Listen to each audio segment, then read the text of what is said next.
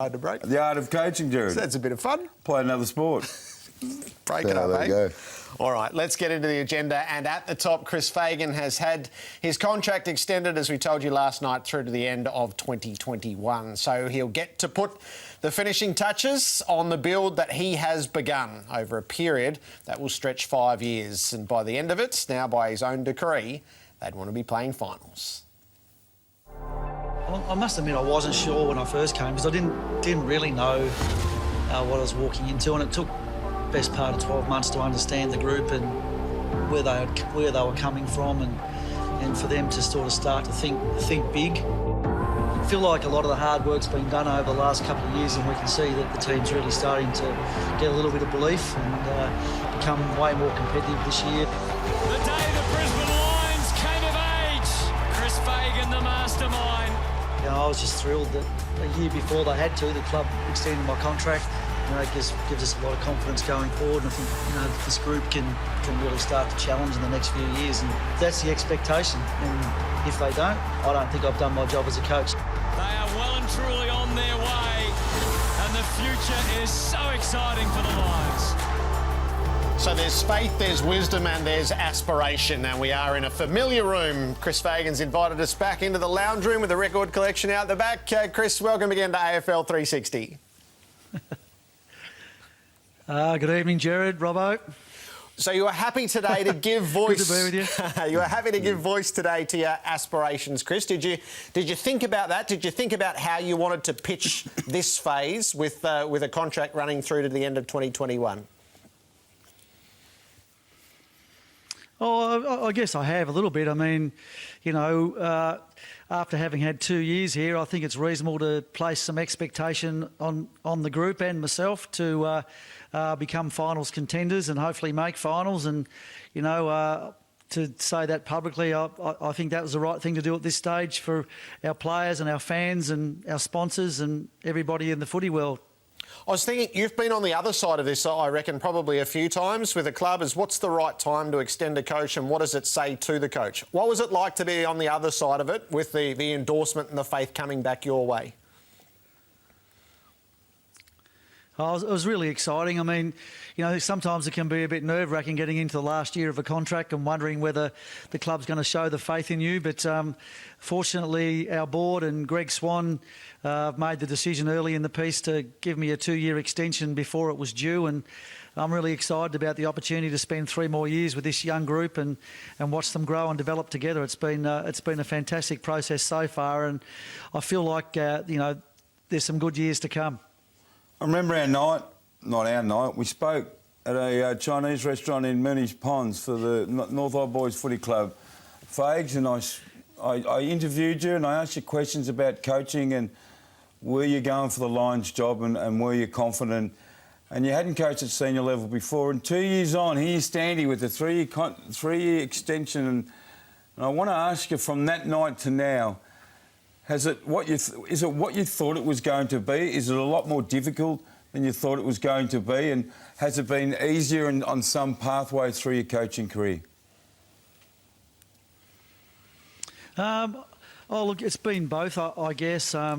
Lots of the jobs, because I've worked with Clarko and Neil Danaher, been pretty close to those guys, I sort of had a good understanding of what senior coaching takes. But it's interesting when you get into the hot seat yourself, it does feel rather different sometimes. So you feel the losses a great deal. You feel the responsibility to explain and to produce, you know, ideas all the time to help the team improve and get better. So it's challenging in that regard, but very rewarding as well. And I've enjoyed every moment of it the last 2 years, albeit sometimes it can be a bit distressing.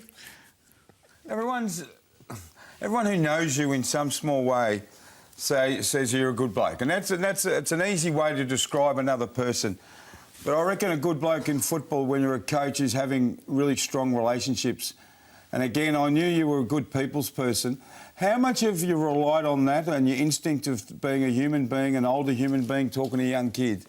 How much has that shone through as a sort of a quality you've got?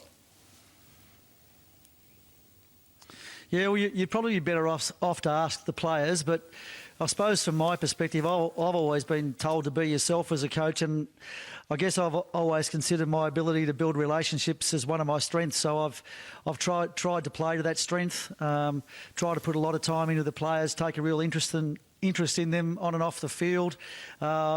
I try to take particular interest in them when they might be struggling, because I think, that's when you get the greatest reward. And, stand in the corner with them and be loyal and ride the bumps with them to some degree. And that doesn't mean it's all warm and fuzzy all the time. It can be quite challenging in a footy club, especially when real honesty is required. But I feel like if you've got those relationships, then players understand that you're coming from a good position and that you have their best interests at heart, and usually they take on board whatever advice you may have for them. So that's probably been the premise of my coaching, and even all that I've done in my life. I think that idea about building relationships, I think that can take you a long way.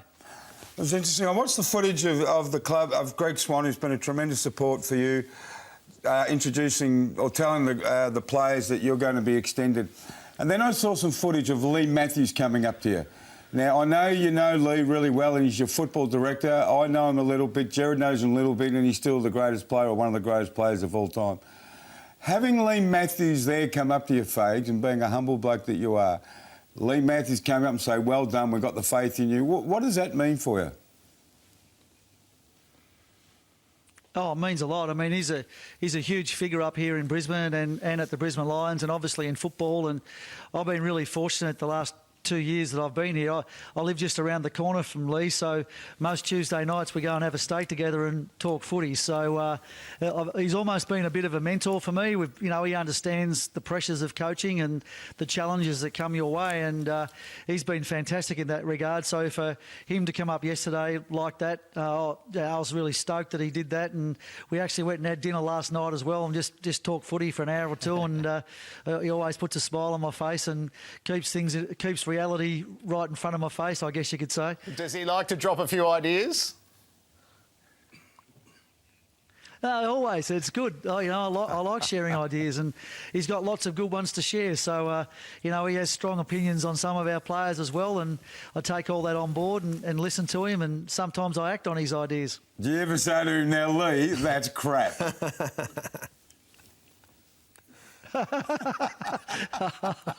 I wouldn't be so disrespectful to the great man. Let me ask you about just a collection of players who you've dealt with. So we were watching before, there was vision came up of dealing with Cam Rayner after the disappointment of a shot that misses right on the siren. Dane Beams, who on Fox Footy tonight will give the full extent of the challenges he faced around his father's death. Nick Robertson, who runs his mouth like an American pre-game and causes the club some difficulties, and Dane Zorko, your captain, the shaking hands at the end. Sort of just the spread of being a counsellor, being a priest, being a disciplinarian, being a teacher, and all that goes into each of those moments, and that will just be a few from the year. Yeah, I guess it's a bit like being a parent. I mean, your own children, make their mistakes along the way, and they don't usually do those things on purpose, and they need to learn from the experiences that they have. And, that's generally how I look at our players. They're not going to be perfect. None of us are.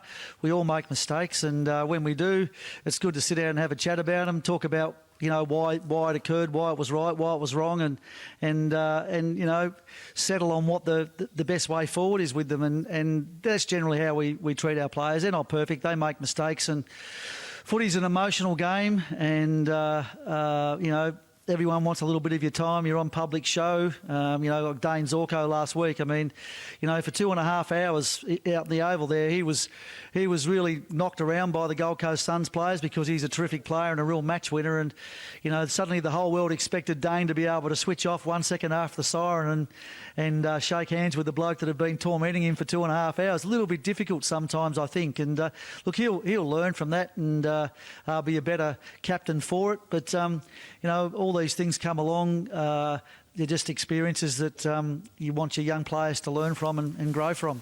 And once you got through the formalities of the day, Chris, how much of the Eagles have occupied your mind through the afternoon and the early evening?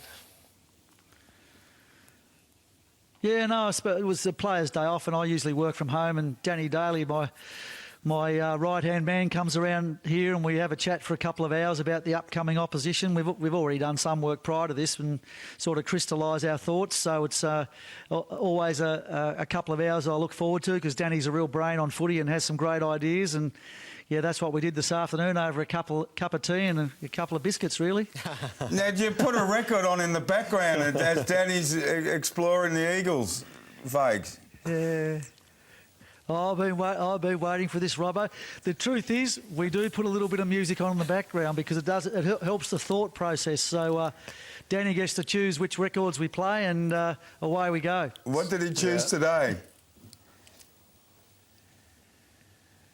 We listened to a little bit of Wings, Band on the Run, a really great album, and what else do we have on? A bit of Carole King, Tapestry. Right, now Twitter's going nuts, Fags. There were a couple that we played. Twitter, no, it's not going nuts, but Twitter is prompting myself and Jared to ask you, what are the two front albums behind you? Because some smart people at home are saying that's a Boz Scaggs album at the front. Is that true or not?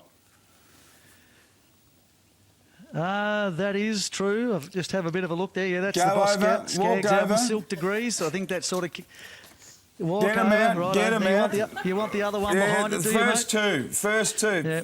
How's that? People have picked Boz Scaggs from home from seeing 4 inches.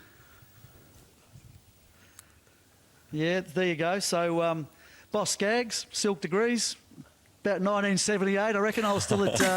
I might have been about 16 at that point in time. But, And I the love next that one? album. And the other one there, Band on the Run. Band on the Run from Wings.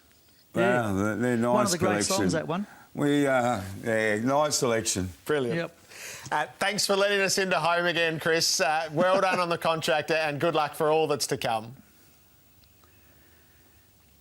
Yeah, thanks very much, Jared, Robbo, for your support and for looking out for our club this year. It's been great. Thank you. Terrific. Well done, folks. What a great image that is. He and Danny Daly sitting at the kitchen table with Band on the Run in the background, plotting the demise of West Coast. He's fantastic for footy.